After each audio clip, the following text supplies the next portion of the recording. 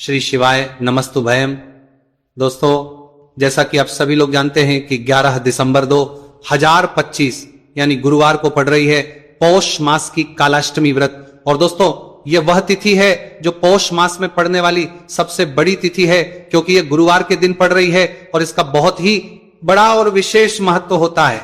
पूज्य गुरु जी ने कहा है कि अगर कभी भी मौका लग जाए और पौष महीने की कालाष्टमी तिथि गुरुवार को पड़ जाए तो आप लोगों को 7 चने की दाल वाला उपाय तो अवश्य ही करना चाहिए। इन दोनों का संयोग बहुत ही कम आता है।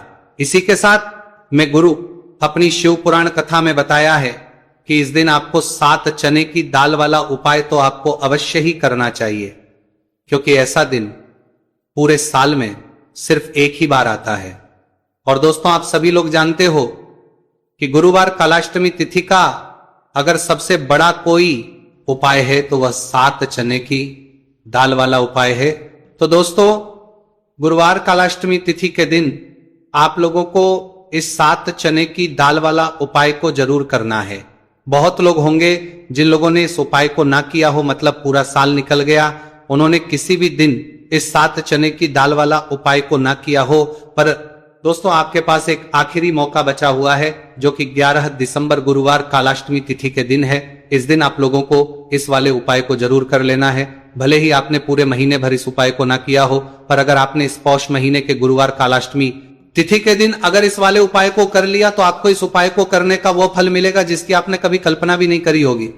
इसीलिए आप लोग इस वाले उपाय को एक बार जरूर कर लेना है, ताकि आप लोगों के हाथ से यह मौका ना जा सके और आपको इस उपाय को करने का फल मिल सके। दोस्तों, ये उपाय पंडित जी ने अपनी अभी की ही श्री शिव महापुराण की कथा में बताया है जी। इस उपाय को आज हम आपको बहुत अच्छे से समझाने वाले हैं। इस वीडियो को देखने के बाद इस उपाय को समझने के आपको कोई और वीडियो को देखने की जरूरत नहीं पड़ेगी। तो चलिए दोस्तों, उपाय को शुरू करते हैं। देखिए, ये इस पौष महीने के गुरुवार कालाष्टमी तिथि के दिन ये इतना खास होता है, इतना महत्वपूर्ण होता है। देखा गया है कभी कभी बड़े बड़े पूजा पाठ अनुष्ठान से जो मनोकामना पूर्ण नहीं होते, वो पौष महीने की गुरुवार कालाष्टमी तिथि के दिन एक छोटे से उपाय करने से ही आपकी मनोकामना पूर्ण होता जाती है। और बहुत सारे ने इस उपाय को किया भी है और उनको इस उपाय को करने का फल भी जरूर मिला है। अगर आप लोग भी इस उपाय को करना चाहते हैं तो आप इस उपाय को पहले अच्छे से समझ लेना, सुन लेना, उसके बाद करना। आपको इस उपाय का फल जरूर मिलेगा। और इस उपाय को कर लेने से आपके घर में चाहे किसी भी प्रकार की दुख और समस्या क्यों ना चल रही हो, आपको उसका कारण भी नहीं पता है कि भाई ये समस्या किस कारण से चल रही है, उसका कुछ भी कारण हो सकता है, जैसे पितृदोष हो सकता है या किसी भी तरह का मंगल दोष भी सकता है। तो इस दिन आप लोगों को ये वाला उपाय कर लेना है। ये एक ऐसा उपाय है जिस उपाय को अगर किसी विशेष दिन पर किया जाए तो भाई उस विशेष दिन का जो है वह तो हमें मिलता ही मिलता है, पर हमने उस दिन पर इस उपाय को किया है तो हमें उससे भी बड़ा फल मिलता है, और फल बहुत जल्दी मिलता है, क्योंकि आप इस उपाय को बहुत ही बड़े और विशेष दिन पर कर रहे हो। तो चलिए अब उपाय के बारे में बात करते हैं, लेकिन उससे पहले आप लोगों को यह जानना आवश्यक है कि आखिर ये उपाय किस समय करना है, किसको करना है और कैसे करना है। तो चलिए हम आगे आपको वीडियो में एक एक करके बता देते हैं। लेकिन उससे पहले अगर आप लोग हमारे चैनल पर पहली बार आए हैं या फिर मेरी आवाज आज पहली बार सुन रहे हैं तो हमारे चैनल को सब्सक्राइब जरूर कर लेना और इस वीडियो को लाइक करके कमेंट बॉक्स में श्री शिवाय नमस्तुभयम ओम नमः शिवाय जरूर टाइप कर देना। तो दोस्तों, इस 7 चने की वाला उपाय को हमें इस गुरुवार कालाष्टमी तिथि के दिन कैसे करना है, किसको करना है, किस समय करना है और कहां पर करना है, ये सारे सवालों के जवाब आपको इस वीडियो में मिल जाएंगे। और जो ये वीडियो देखेगा भाई उसको 7 चने की दाल वाला उपाय जरूर करना चाहिए, क्योंकि इस दिन एक चने की दाल का भी बहुत ही बड़ा और विशेष महत्व होता है। और जब बात आ जाए 7 चने की दाल वाला उपाय की तो ये सोने पे सुहागा वाली बात हो जाती है और ये एक बहुत ही बड़ा उपाय हो जाता है इस गुरुवार कालाष्टमी तिथि का। तो अब दोस्तों, इस 7 चने की दाल वाला उपाय को आखिर करना किसको है, सबसे पहले हम लोग वो बात जान लेते हैं। तो देखो, घर की जो बड़ी माताएं बहनें होती हैं, उन माताओं बहनों में से कोई भी एक बड़ी माता बहन इस वाले उपाय को कर सकती है।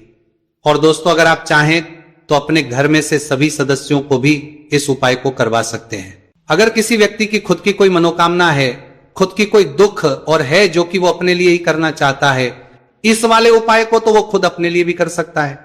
बाकी अगर कोई घर में से ऐसा है जो कि अपने पूरे घर परिवार की सुख और शांति के लिए यह वाला उपाय करना चाहता है तो भाई वो भी कर सकता है, उसमें भी कोई दिक्कत वाली बात नहीं है।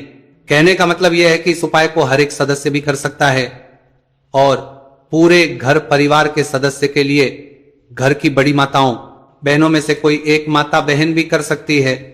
माताएं बहनें अगर घर में उपस्थित ना हो या वह उपाय ना कर पा रही हो तो फिर घर का कोई बड़ा सदस्य भी इस 7 चने की दाल वाला उपाय को कर सकता है, चाहे फिर वह पुरुष ही क्यों ना हो, उसमें कोई भी दिक्कत वाली बात नहीं है।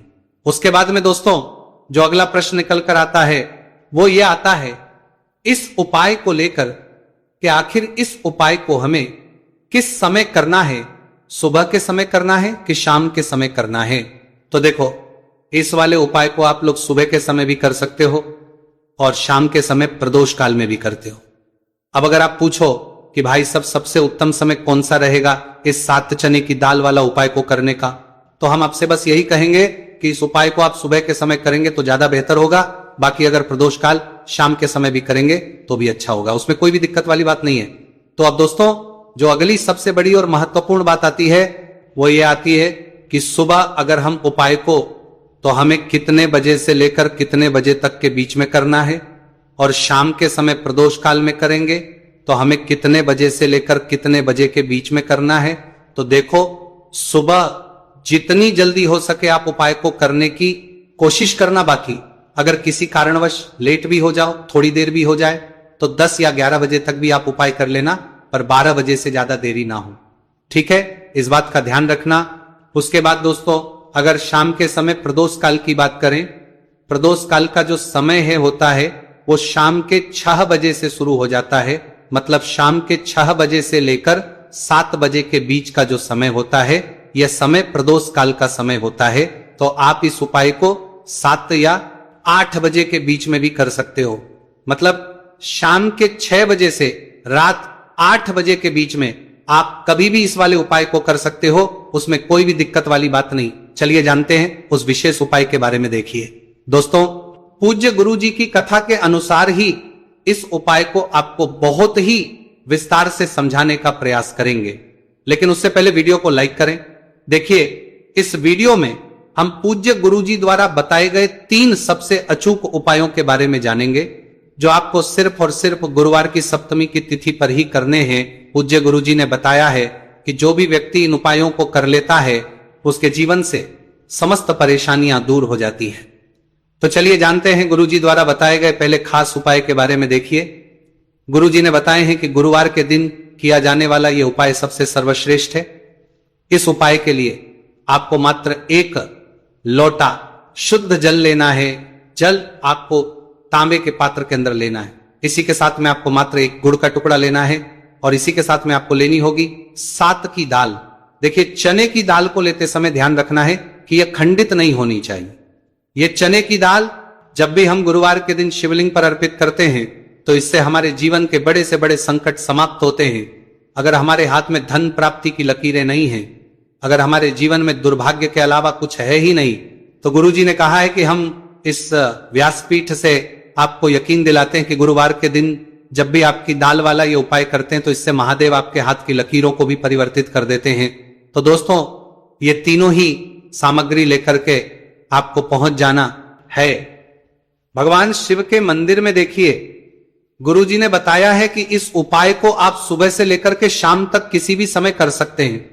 देखिए शिव मंदिर पहुंचने के बाद आप जो 1 गुड़ का टुकड़ा लेकर के गए हैं, सबसे पहले तो आपको उसे जल के पात्र के अंदर डाल देना है और आपको महादेव का स्मरण करते हुए ये 1 लोटा जल धीरे धीरे शिवलिंग पर अर्पित करते जाना है। साथ ही साथ आपको श्री शिवाय नमस्तु भयम इस मंत्र का भी जाप करते रहना है। कम से कम 11 बार आपको इस मंत्र का जाप अवश्य करना है। अब दोस्तों आपके पास जो चने की दाल है उन्हें आपको एक एक करके शिवलिंग पर अर्पित करते जाना है। चने की दाल आप एक एक करके भी समर्पित कर सकते हैं और एक साथ भी शिवलिंग पर अर्पित कर सकते हैं। देखिए चने की दाल को समर्पित करने के बाद आपको बृहस्पति शवर महादेव से प्रार्थना कर लेनी है कि हमारे जीवन में जो भी संकट समस्या चल रही है, हम जो भी कार्य करते हैं उसमें हमें बार बार असफलता मिलती है, रुकावटें संकट जीवन में लगातार बने हुए हैं, चारों तरफ से सिर्फ और सिर्फ निराशा ही हाथ लग रही है, तो अपने दुर्भाग्य को दूर करने के आपको बृहस्पतिश्वर महादेव से प्रार्थना कर लेनी है। पूज्य गुरु जी ने कहा है कि इस गुरुवार के दिन ये चमत्कारी उपाय करके देख लेना और आप स्वयं देखेंगे कि 1 या 2 महीने के अंदर आपके जीवन का जो दुर्भाग्य है वह समाप्त होना प्रारंभ हो जाएगा। अब दोस्तों हम जान लेते हैं दूसरे विशेष और चमत्कारी उपाय के बारे में। देखिए, इस उपाय के लिए आपको मात्र एक तुलसी जी की लकड़ी लेनी होगी। अगर आपके पास पहले से ही तुलसी जी की लकड़ी है तो उसका उपयोग आप कर सकते हैं, और यदि आपके घर में तुलसी जी का पौधा सूखा हुआ है तो वहां से भी आप तुलसी जी की मात्र एक लकड़ी ले सकते हैं। देखिए, इस उपाय के लिए आपको मात्र एक मिट्टी का दीपक लेना है। इसमें आपको शुद्ध घी का प्रयोग करना है और इस दीपक के अंदर आपको ये जो तुलसी जी की लकड़ी है इसे रख देना है। इस लकड़ी को आपको पूरा घी के अंदर डुबो देना है, चारों तरफ अच्छे से घी लगा देना है और आपको इस दीपक के अंदर इस लकड़ी को रख लेना है। देखिए, यदि आपको ऐसा लगता है कि तुलसी जी की जो लकड़ी है वो बहुत ही जल्दी से जल जाती है तो आपको एक कार्य करना है। आपने जो तुलसी जी की लकड़ी ली है उस पर आपको पूरी पर अच्छे से रुई लपेट देना है, यानी कि कॉटन जो होती है उसे अच्छे से लपेट देना है, जिससे कि ये जो लकड़ी है दिखाई ही ना पड़े। तो इस लकड़ी के ऊपर आपको लपेट लेनी है। अब इसी लकड़ी के ऊपर जो आपने रुई लपेटी है उस पर आपको अच्छे से घी लगा लेना है और उस दीपक के अंदर आपको इसे डाल देना है। अब देखिए, इस दीपक को आप भगवान विष्णु के वहां पर भी प्रज्वलित कर सकते हैं या फिर भगवान विष्णु के किसी भी स्वरूप के सामने आप इसे प्रज्वलित कर सकते हैं, या फिर आपके घर में जो माता तुलसी जी का पौधा है वहां पर भी इस दीपक को आप प्रज्वलित कर सकते हैं। पूज्य गुरु जी ने कहा है कि जो भी व्यक्ति इस 11 दिसंबर 2025 गुरुवार की कालाष्टमी तिथि पर यह तुलसी जी की लकड़ी का दीपक प्रज्वलित कर देता है तो उसके जीवन में कभी भी धन संपदा की कमी नहीं होती है। देखिए, ये जो उपाय है आपने मार्गशीर्ष में कालाष्टमी तिथि पर किया होगा, लेकिन इस बार पौष मास की कालाष्टमी तिथि है, गुरुवार के दिन, गुरुवार का दिन भगवान विष्णु को समर्पित होता है और ये जो दीपक है हम विशेषकर भगवान के निमित्त ही प्रज्वलित कर रहे हैं। तो इस दीपक को आप इस महीने की गुरुवार की कालाष्टमी तिथि पर भी प्रज्वलित कर सकते हैं। देखिए, ये जो दीपक है विशेषकर आपको शाम के समय यानी कि सूर्यास्त के बाद ही करना है। अब दोस्तों हम जान लेते हैं गुरु जी द्वारा बताए गए तीसरे बहुत ही चमत्कारी और विशेष उपाय के बारे में। देखिए, इस उपाय के लिए आपको एक बेलपत्र लेनी है और इसी के साथ में आपको 2 शमी पत्र लेना है। देखिए, आप जो बेल लेंगे वो कहीं से भी खंडित नहीं होनी चाहिए, इस बात का आपको विशेष रूप से ध्यान रखना है। देखिए, मान लीजिए कि यदि आपके पास बेलपत्र नहीं है तो आप भगवान शिव के शिवलिंग पर चढ़ी हुई बेलपत्र को पुनः शुद्ध जल से धो करके उसका उपयोग भी कर सकते हैं। इसी के साथ में आपको मात्र थोड़ा सा लाल चंदन लेना होगा। देखिए, सभी सामग्री लेकर के अब आपको पहुंच जाना होगा भगवान शिव के मंदिर में। देखिए, भगवान शिव के मंदिर में पहुंचने के बाद आपके पास जो एक बेलपत्र है उसकी चिकनी साइड में आपको देखिए, आप सभी को पता है कि बेलपत्र में 3 पत्तियां होती हैं। तो बेलपत्र की जो ऊपर वाली बड़ी पत्ती होती है और नीचे वाली जो 2 छोटी पत्तियां होती हैं उसकी चिकनी साइड पर आपको, यानी कि जो छोटी पत्तियां होती हैं वहां पर आपको एकाएक शमी पत्र जो आप लेकर आए हैं उन्हें छोटी पत्तियों के ऊपर रख देना और इन्हीं शमी पत्र के ऊपर आपको लाल चंदन की एक बिंदी लगा देनी है। अब आपको ये जो बेलपत्र है इसी प्रकार से शिवलिंग पर अर्पित कर देनी है, लेकिन आपको बेलपत्र को समर्पित करते समय गतिमान का नाम लेना है। देखिए, गतिमान जो है वह हनुमान जी के छोटे भाई हैं और पूज्य गुरु जी ने बताया है कि गतिमान का नाम लेकर ही आपको यह उपाय करना है, क्योंकि आपके शरीर के जो भी रोग हैं उन्हें भगवान गतिमान दूर करने वाले। इस उपाय को करने के बाद आपकी जो भारी से भारी बीमारी है वह भी भगवान गतिमान की कृपा से दूर होने वाली है। देखिए, बेलपत्र की 2 छोटी पत्तियों पर आपने एक चमी पत्र रखा, उनके ऊपर आपने एक लाल बिंदी लगाई हुई है चंदन की। तो इसी प्रकार से आपको यह बेलपत्र शिवलिंग पर अर्पित कर देना है। भगवान गतिमान का स्मरण करते हुए, गतिमान भगवान का स्मरण करते हुए आपके शरीर में या फिर आपके घर किसी भी सदस्य के शरीर में जो भी रोग हैं उस रोग को दूर करने के लिए आपको भगवान से प्रार्थना कर लेनी है और फिर आपको वापस अपने घर आ जाना है। देखिए, इस उपाय के लिए गुरु जी ने कोई भी निश्चित दिन, निश्चित समय नहीं बताया है, तो इस उपाय को आप किसी भी दिन कर सकते हैं। आप लगातार इस उपाय को किसी भी दिन कर सकते हैं। और हफ्ते में केवल एक दिन भी कर सकते हैं। गुरुजी ने कहा है कि यदि आपकी सालों पुरानी बीमारी है वह भी भगवान गतिमान की कृपा से दूर हो जाएगी।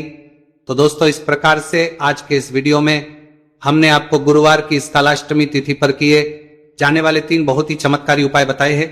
जो भी आपके लिए उचित है, सरल है, उसे आप कर सकते हैं। तो दोस्तों, ये थे पूज्य गुरुजी द्वारा बताए गए कुछ बहुत ही खास उपाय। अगर आपको जानकारी अच्छी लगी हो तो वीडियो लाइक करिएगा। मिलते हैं फिर एक नए वीडियो के साथ। श्री शिवाय नमस्तु भयम।